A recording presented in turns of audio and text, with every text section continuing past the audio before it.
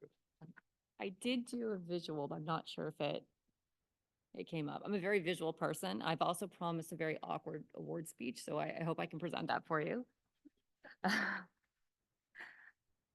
Perfect. So I'm Debra. I am an occupational therapy assistant. So I believe I'm actually the first one to stand on the stage, which makes it a little bit more awkward for me.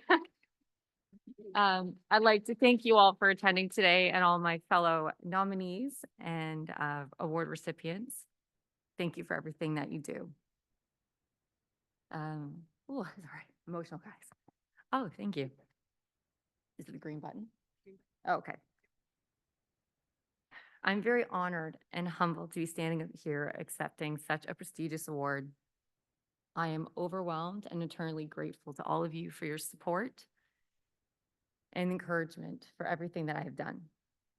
I am accepting this on behalf of all of us because I could not have done this alone.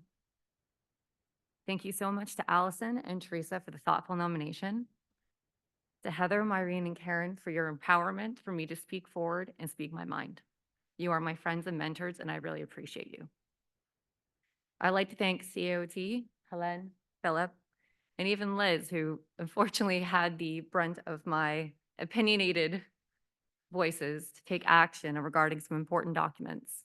And thank you. If she's in the room, thank you so much for hearing me. I have not had the pleasure of meeting many of you. I've been practicing as an assistant for about a decade.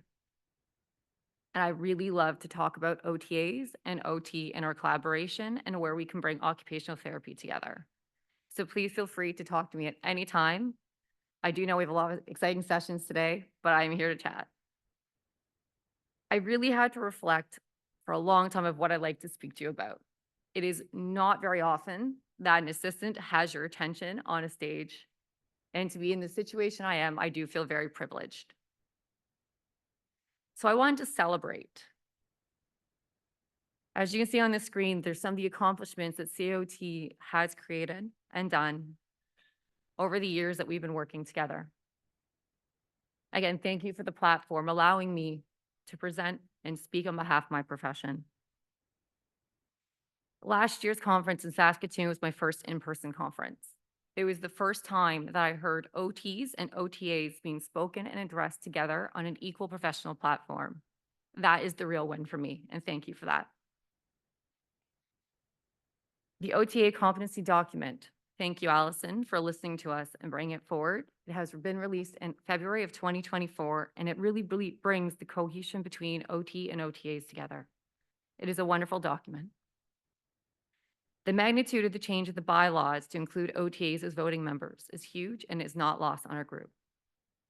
The OTA resource page. Justine and her team have worked tirelessly to put this together for you as therapists as well as assistants to have resources to better practice. OTA Appreciation Day on October 12th. Thank you for letting us celebrate with you. And again, as I mentioned, Liz is in her emails. The OTA Inclusion Joint Position Statement. The newly released National Joint Position Statement entitled Intersectional Approach to Social Accountability and Occupational Therapy. She heard me and took immediate action to include OTAs in the document. It is such a wonderful and powerful document, and I encourage you to go visit and see them at 2:10 today when they're presenting it. Amongst all these positive, I have experienced some more negative situations over the years, not related to CAOT. I should probably clarify that now. It has been a fight for assistance to get here. I have been told that I'm not a professional because I'm an OTA. I have had my intelligence questioned and I have been underestimated. I have heard the comment, I did not expect you to be so articulate as I present practice issues from an assistant's lens. I have heard the comment so many times about why do you do this? Why are you standing here and why are you speaking regarding assistance? And the answer is simple, that this is so much bigger than me. Sorry. Ooh. So I like to celebrate OTAs, and this is where I might get emotional. This group here. This group is a picture taken a few weeks back. There are 6 OTAs, OTA and PTAs, I should say, and 4 OTA and PTA students. This group has inspired me.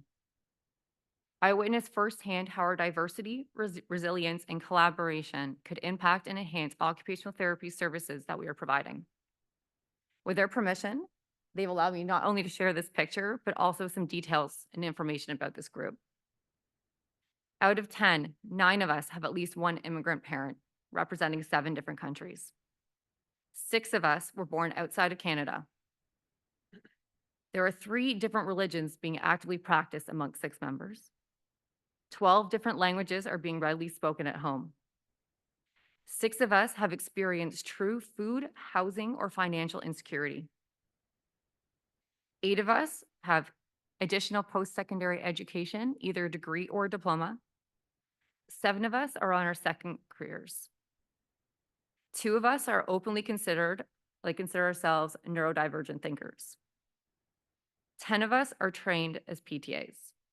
And 8 of us have interest in becoming occupational therapists if the right opportunity and a realistic opportunity presents itself. The reality is that we are just one small group. However, we each have unique backgrounds and life experiences which have led us to be where we are today. I am finding that there are similarities amongst every group of assistants that I speak with. The diversity that we can offer will allow for the exploration of new perspectives and ideas, and how we can better service our clients, as well as expand occupational therapy services alongside occupational therapists. By working together, it will lead to further opportunities of OTA and OT collaboration, and the results will be optimizing clinical care and endless possibilities, which in itself is something to celebrate. Lastly, I want to celebrate where we're going together. This lovely masterpiece was created by my 4-year-old daughter. As I was preparing for this conference, she asked me what I was working on. And I tried to simply put this to her that I'm trying to work with OTs and OTAs to be better friends, to be better teammates. She knows what I do. She's come to the hospital. She is aware of the setting. So you can see that she lovely put a little wheelchair in there as well, just for that purpose. She came to me with this picture and she said, "This fixes your problem." So from our brief conversation, she told me that rainbows, hearts, and hand holding is all we needed. And she is kind of onto something. Each of these symbols represents something different to different people. I view the rainbow as hope, acceptance, and a pathway forward. The heart represents the love and respect that we have for each other, and hand holding depicts the strength and togetherness which we share.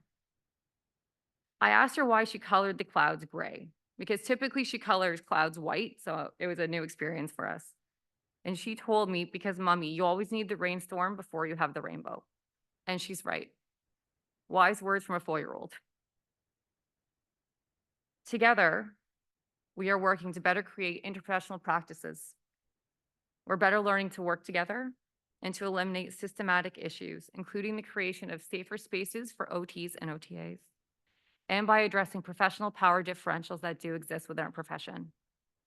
I encourage you to think of this drawing and all the possibilities that it represents. We are heading in the right direction, and we are building stronger bridges to close the existing professional gaps between us. These gaps are preventing us to having true collaborative partnerships. We all need to reflect on how to make these necessary changes as individuals and as an institution. We are all working for the same goal. Thank you.